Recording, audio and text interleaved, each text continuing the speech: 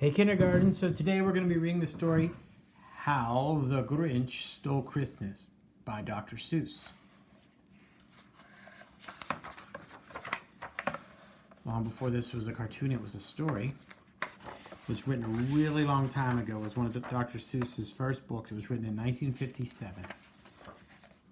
Every Who down in Whoville liked Christmas a lot.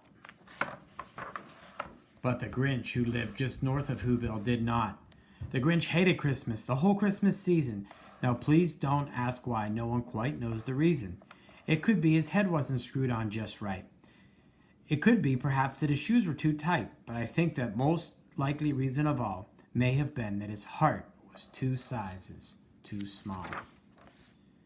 But whatever the reason, his heart or his shoes, he stood there on Christmas Eve hating the Whos, staring down from his cave with a sour, grinchy frown at the warm lighted windows below in their town. For he knew every Who down in Whoville beneath was busy now hanging a mistletoe wreath. And they're hanging their stockings, he snarled with a sneer. Tomorrow is Christmas, it's practically here. Then he growled with his grinchy fingers, nervously drumming. I must find a way to stop Christmas from coming. For tomorrow, he knew,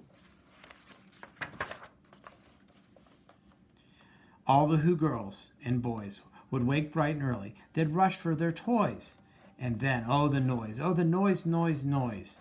That's one thing he hated. The noise, noise, noise.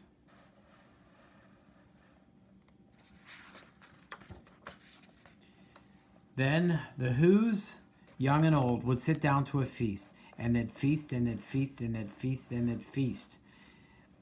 And then they'd feast, feast, feast, feast, feast. They would feast on Who pudding and Who roast beast, which was something the Grinch couldn't stand in the least. And then they'd do something he liked least of all. Every Who down in Whoville, the tall and the small, would stand close together with Christmas bells ringing, and they'd stand hand in hand, and the Whos would start singing. And they'd sing, and they'd sing, and they'd sing, sing, sing, sing. And the more the Grinch thought of this Who Christmas sing, the more the Grinch thought, I must put a stop to this whole thing. Why, for 53 years I've put up with it now. I must stop this Christmas from coming. But how? Then he got an idea. An awful idea. The Grinch got a wonderful, awful idea. I know just what to do, the Grinch laughed in his throat, and he made a quick Santa Claus hat and a coat. And he chuckled and clucked, what a great Grinchy trick. With this coat and this hat, I look just like Saint Nick. All I need is a reindeer. The Grinch looked around. But since reindeer are scarce, there was none to be found. That stopped the old Grinch? No, the Grinch simply said, if I can't find a reindeer, I'll make one instead. So he called his dog Max. Then he took some red thread and he tied a big horn on the top of his head. Then he loaded some bags and some empty old sacks on a ramshackle sleigh, and he hitched up old Max. Then the Grinch said, giddy up! And the sleigh started down toward the homes where the Whos lay a snooze in their town.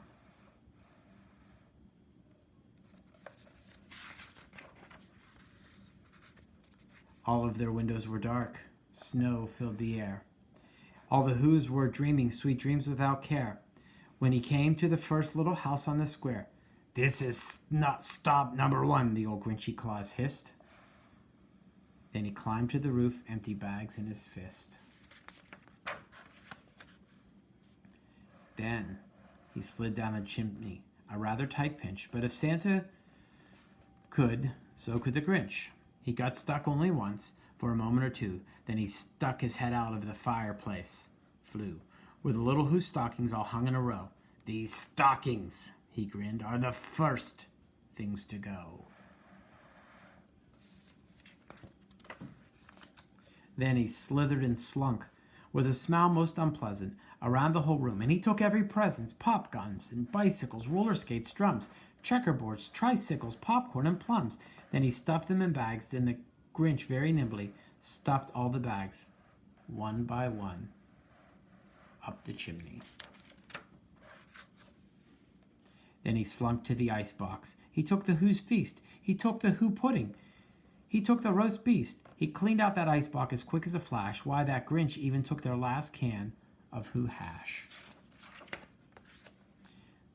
Then he stuffed all the food up the chimney with a glee. And now, grinned the Grinch, I will stuff up the tree.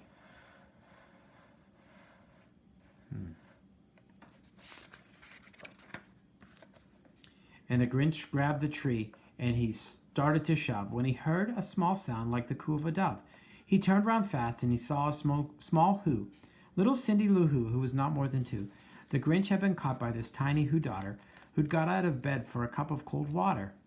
She stared at the Grinch and said, Santa Claus, why? Why are you taking our Christmas tree? Why? But you know that old Grinch was so smart and so slick, he thought up a lie and he thought it up quick. Why, my sweet little tot, the fake Santa Claus lied. There's a light on this tree that won't light on one side. So I'm taking it home to my workshop, my dear. I'll fix it up there, then I'll bring it back here. And his fib fooled the child, and he patted her head. He got her a drink and sent her to bed. And when Cindy Lou Who went to bed with her cup, he went to the chimney and he stuffed the tree up. Then the last thing he took was the log for their fire. Then he went up the chimney himself, the old liar. On their walls was left nothing but hooks and some wire.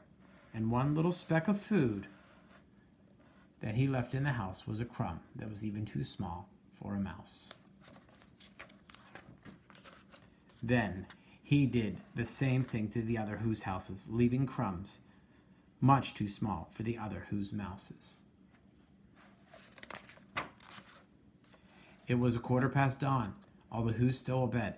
All the Who's still a snooze when he packed up his sled. Packed it up with their presents, the ribbons, the wrappings, the tags and the tinsel, the trimmings, the trappings.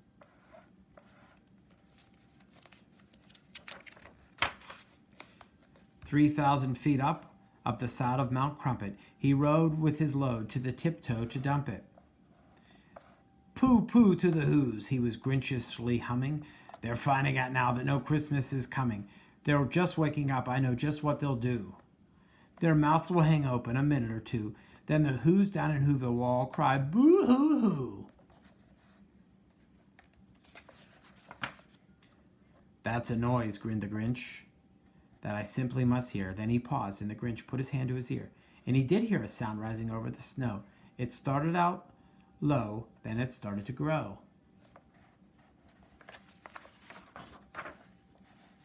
But the sound wasn't sad. Why, this sound sounded merry. It couldn't be so, but it was merry, very. He stared down at Whoville. The Grinch popped his eyes. Then he shook. What he saw was a shocking surprise. For every Who down in Whoville, the tall and the small, was singing without any presents at all. He hadn't stopped Christmas from coming. It came. Somehow or other, it just came the same. And the Grinch, with his Grinch feet ice cold in the snow, stood puzzling and puzzling. How could it be so? It came without ribbons. It came without tags. It came without packages, boxes, or bags. And he puzzled 3 hours till his puzzler was sore. Then the Grinch thought of something he hadn't before. Maybe Christmas, he thought, doesn't come from a store. Maybe Christmas perhaps means a little bit more. And what happened then? Well, in Whoville they say that the Grinch's small heart grew 3 sizes that day.